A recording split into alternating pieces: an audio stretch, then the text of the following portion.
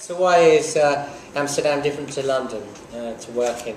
Well, you know, when I worked in London, I've still worked on global brands, but really your primary work is creating work for the kind of London market or the UK market. And here in Amsterdam, I think there's a few agencies here who just concentrate on creating either pan-European work or global work.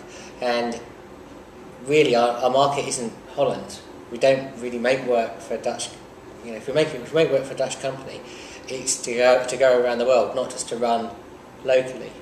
So we're a global agency, which makes the projects much sort of.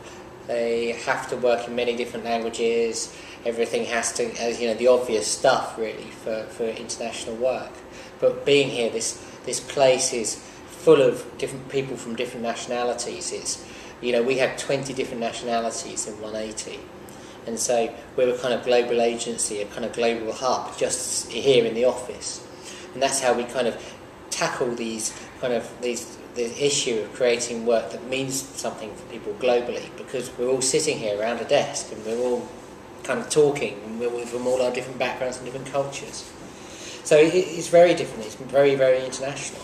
Amsterdam has always been a hub, but not necessarily for advertising. It actually was from 400 years ago. It was a hub for international trade. The Dutch East India Company and the Golden Age was the whole place was alive with trade and merchants from around the world. And I think that actually in the spirit of what the Dutch are about, and these very houses where 180 was based and was administrators of the Dutch East India Company along the canal here. And that very spirit lives on in the Dutch and in the kind of Amsterdammers. They believe that this is a hub. And actually, if you look at, you could argue we have a map of where our clients are in the world, and they're equidistant from our office. They stretch as far as kind of Japan through to kind of Colorado, and we are directly in the middle. They go through Europe, and we do the international thing. There's some really cool digital places here. There's some fantastic designers here. It's a hotbed of creativity, and I'm sure there are lots of cities like that as well, but this is particularly per square metre in this city. It seems to be, even the posters out on the street are beautifully designed. The kind of the bill posters there, they look fantastic.